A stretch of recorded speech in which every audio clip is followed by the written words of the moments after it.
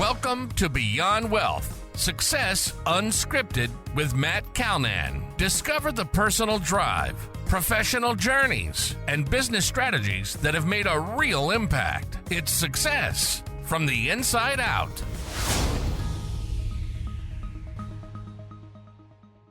Welcome back to the show, everyone. Today we're chatting with Sakshi Vidur. Sakshi is a senior director at Thoughtstorm, where she specializes in cybersecurity services for public sector clients. With 22 years of experience, Sakshi's career is guided by a growth mindset, emphasizing lifelong learning and leading with passion and purpose. Previously, she served as director of IT security and cybersecurity regional leader for Asia Pacific at Yum Brands. Originally from New Delhi, India, she has lived and worked in 4 countries across 2 continents. So Sakshi, first of all, welcome to the show. And do you want to start off by telling us a little bit about yourself and what you're working on? Thanks, Matt. Thanks for having me today. What I love most about my current role in cybersecurity is the constant excitement and the fulfillment that it brings. For example, this week I started with an urgent alert about a potential breach at a client, and I got quickly to work with my team. And after a few intense hours, we managed to stop the threat. So knowing that we protect sensitive information gave me a deep sense of purpose. Later, I attended a virtual conference to learn about the latest developments in cybersecurity, and this field is always evolving, which keeps my job very exciting and intellectually stimulating. I conducted a training session to educate others about cybersecurity best practices internally, and empowering people with that kind of knowledge and seeing the confidence, grow in the field is incredibly gratifying for me. And, as the week will end, I will probably be reflecting on my work's impact. So efforts are around protecting assets, preventing breaches, and it's highly rewarding. It's a very fast-paced nature of cybersecurity, and it means that I have to constantly adapt and innovate, and that keeps me engaged and motivating. So every day in this role is unique and fulfilling, and it's driven by my passion for cybersecurity and the difference we can make. Awesome. Can you maybe dive into, for those of us that don't necessarily know, can you dive into a little bit more about what cybersecurity is?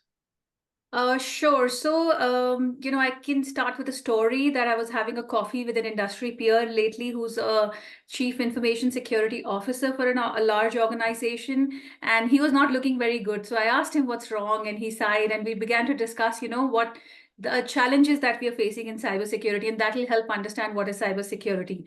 So what's happening is the attackers are becoming more advanced every day. It's like a constant game of cat and mouse, but the cat is getting smarter and faster.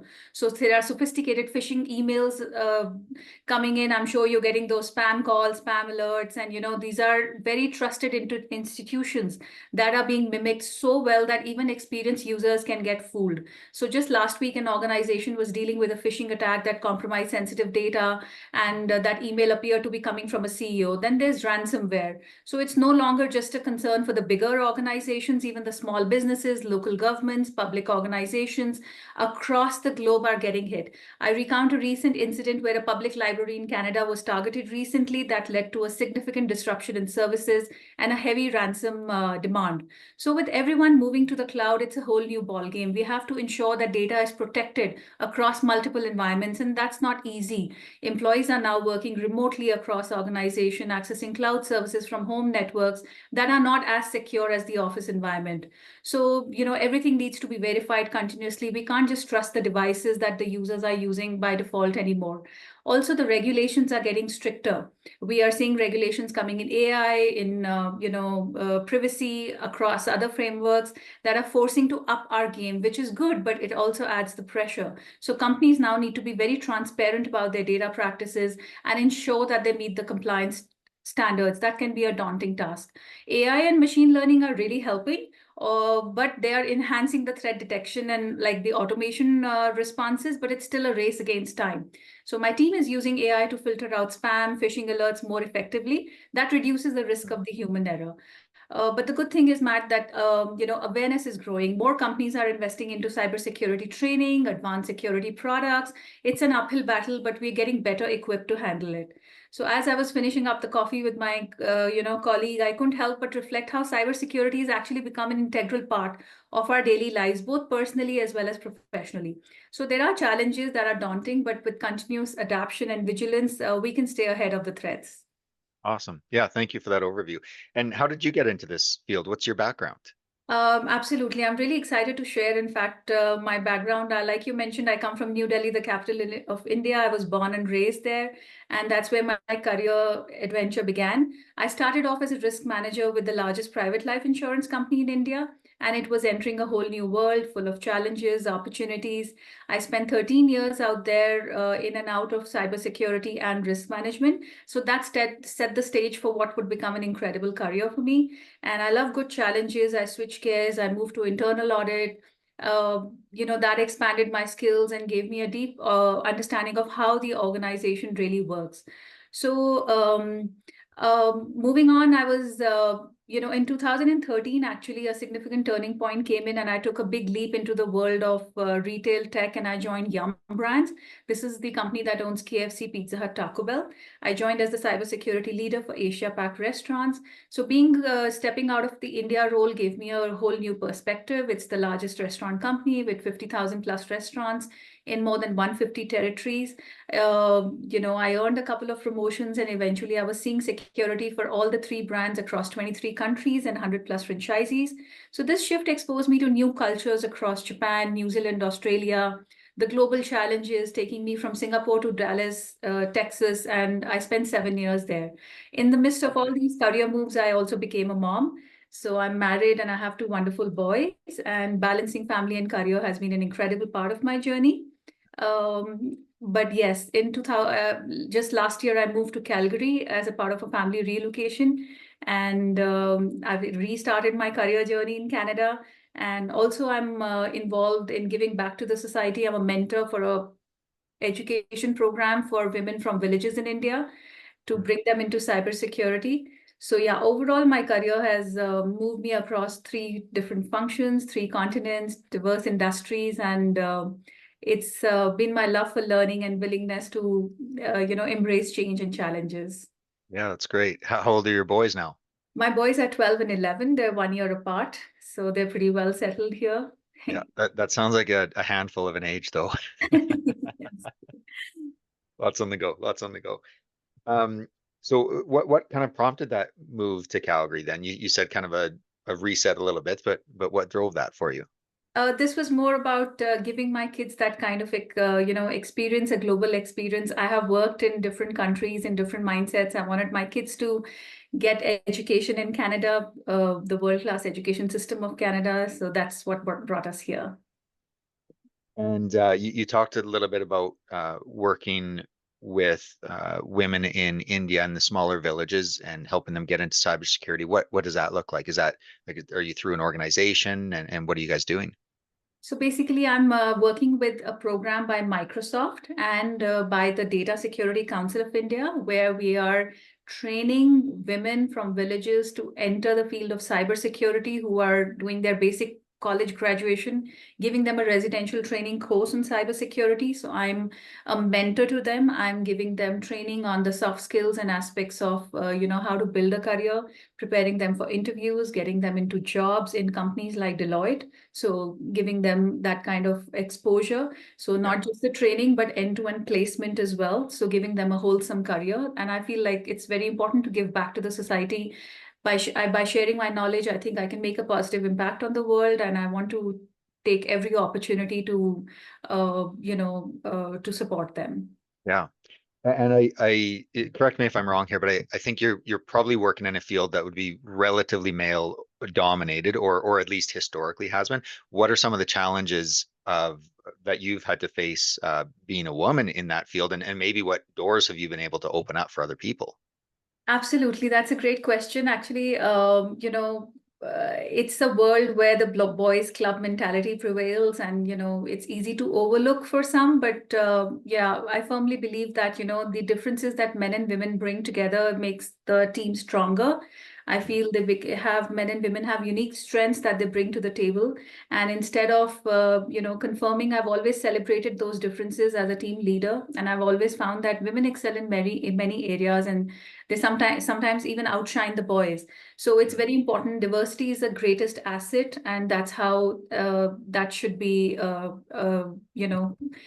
kind of taken. But yeah, I would definitely like to share that, I've had a journey where I've had challenges being the only person in the team where, who's a woman. So I feel like diversity and inclusion are becoming more and more crucial in the field of cybersecurity and technology. They are bringing, more innovative solutions, more varied perspectives. So in my experience, Matt, I'd like to share that at Yum Brands, I was a chairperson of the steering committee for women in tech for the international markets that's outside of the US. And I've seen firsthand how empowering women can, in technology roles, can bring out meaningful change. So I was leading this committee. I was ensuring that women have equal opportunities, resources, and support to thrive in their careers. And those kind of authentic conversations with global leaders were so essential to create more awareness, more acceptance, working with HR. Even at Philips, I was a member of the mentoring program out there. So I mentored and guided women to develop their skills and confidence. And this mentorship, I feel, is a vital part of our career journey to navigate through careers and overcome barriers. And apart from that, lastly, I'm a regular speaker at global forums for women in cybersecurity, VICES, Executive Women Forum, and so on and so forth. So these platforms have really helped me connect with other professionals, exchange ideas, and inspire action. So these are some of the experience that I feel that have reinforced my belief that diversity and inclusion are not just ideals but necessities to Yeah, progress in our field. that's great. That's great. Yeah, I think fantastic what you're doing for young women. And just staying on that topic, what advice would you have for, say, a young woman trying to enter your field? What kind of mentorship should they be looking for? What kind of support should they be looking for? Absolutely. That's a great question, Matt. Throughout my academic and my work career, I've been very fortunate to have several mentors who've significantly contributed to my growth. So, one mentor in particular, I can recall that he provided me invaluable advice, and that's something that I'd like to share because that is what has shaped my approach to Yeah. life. The first piece of advice that I have is that embrace a growth mindset and early and often. So, I feel like, uh, having a growth mindset has taught me that every experience is an opportunity to improve, and that's crucial. And this mindset has been a powerful driver of success in my life and helping me constantly adapt and grow in my career. Number two, I would say is that life is, how hard you can get hit and you can and still keep moving forward. So challenges and setbacks are inevitable. It's not like it's all hunky dory and you'll always have success. But yes, success is long term, and that relies on the ability to pick up yourself, dust yourself up, and keep going. And this perspective has helped me navigate difficult times and stay resilient. And lastly, I'd say that no matter how busy you get, always prioritize your health. I was not personally taking my health seriously until a few years ago, balancing a busy traveling career, health. But now I feel it's vital. Now I feel better than what I did at my, younger years. And I feel that it's never too late to prioritize your health, and your health is truly your wealth. So these are some pieces of advice that have been instrumental in my personal and professional development and guided me to keep taking on changes, staying resilient, and maintaining my well-being. That's great. That's great. On a similar question, what skill sets do you think that you have that have really attributed to your success, and maybe somebody should be looking to learn as they're coming up, whether it's going through school or whatnot? No, absolutely, Matt. That's again, I love to talk about this because being a woman, a mother of two children, two young children, I feel striking a work-life balance has been the main, my secret or my, secret recipe as such. So Yeah. I feel like there are two choices. You either choose to swim or you sink, and that's, the choice you make. So being adaptable and flexible, Mhm. change being such a constant in my personal life, and adaptability being the key to me being able to survive or to be able to thrive, I'd say. So I've been investing my time in staying flexible, adjusting my plans as needed to handle both my work and family responsibilities effectively. And the other thing is to keep moving forward, even if it means taking one step at a time. I've focused on progress rather than perfection. So I'd say, Matt, that, be like water, keep flowing through the changes. I make most of every situation, stay positive, and continue to move forward. So I'd say choose to swim through your challenges, and that helps balance family and work at the same time. And it helps me stay resilient as well as positive. Oh, that's great. That's great. Um, you obviously going from India and moving to other countries and now over to Canada, that it has to have some challenges with it. What are some of those challenges that you would have faced as you kind of go into different geographical areas? Absolutely. There's been many challenges. I'd like to, think of them not as challenges, but some strange experiences that I've had. I've encountered stereotypes based on my nationality. People assume that being an Indian means that I take decisions emotionally, but I believe in the power of passion and high energy. So I combine these traits with fact-based approach and trust my instincts when making decisions forward. So I feel it's a blend of heart and mind that has served me well. Other than that, yeah, just having kids, you're like a mommy, and I'd say stay a professional as well as a great mother, because being a mother has been the most fulfilling experience of my life, and I wouldn't have it any other way. But yes, it comes with its own set of assumptions. Society is often expecting mothers to prioritize their children over everything else. And while I'm dedicated to being a great mother, I always, embrace my identity as a professional. So again, balancing both roles has been challenging, but it's a choice I've made and I'm proud of it. And I'd say that sometimes, I've had challenges where it's disheartening, where women in higher positions, they undermine their female colleagues. So instead of competing, I believe in supporting and promoting each other. I feel women have unique strengths. And when we join forces, we become unstoppable force for change and progress. So it's about unity and empowerment. But yeah, these strange experiences, I would say, I've learned that it's about our choices, how we respond to those challenges that define our journey. It's a part of life, it will always continue. But yes, we are all unique in our own way. What I strongly believe is in supporting one another, making decisions that align with our value and aspirations. And I feel, while, we are as especially as women, we are expected to accept life and things as they come. But I feel that, one has to believe in taking control of your destiny, and Yeah. those choices and those choices is what has helped me reach where I am. Well, that's great. Thank you for sharing that. What's in your field? It's obviously changing all the time, probably in some cases by the hour. What strategies do you use to stay updated with that rapidly changing landscape? Um, sure, absolutely. I feel like, cybersecurity is a very challenging field. Like I was talking earlier about attacker becoming more advanced, and it's like the cat and mouse game. But I feel like Yeah. keeping up yourself updated with the, learning about what's happening new, being having a mentor, going for conferences, those are the things that help you stay having a learner's mindset. I would say that is the key thing. And I feel like this quote that I really love, that those who keep learning will keep rising. So that's been my motivation. Have a lifelong learner's mindset, be it through conferences, through mentors, through reading, through courses. But yes, the best years of growth and learning and that kind of impact is always ahead of us. So to get there, you have to keep learning and find your own avenues to uh, today's world is so well networked. It's a very closed world, I say, and that's very important, yeah, to keep learning through these opportunities that are available to you. Okay. Okay. If somebody was in small business, what are some of the things that they should be doing to make sure that they're staying as up to date on their cybersecurity? And I'm not saying like a medium-sized business of 50 million of revenue or more. I'm saying the true small businesses, say the sub 2 million of revenue. What should those organizations and people be doing? So those organizations have to start investing into the right people, process, and technology. That's how I like to put it across.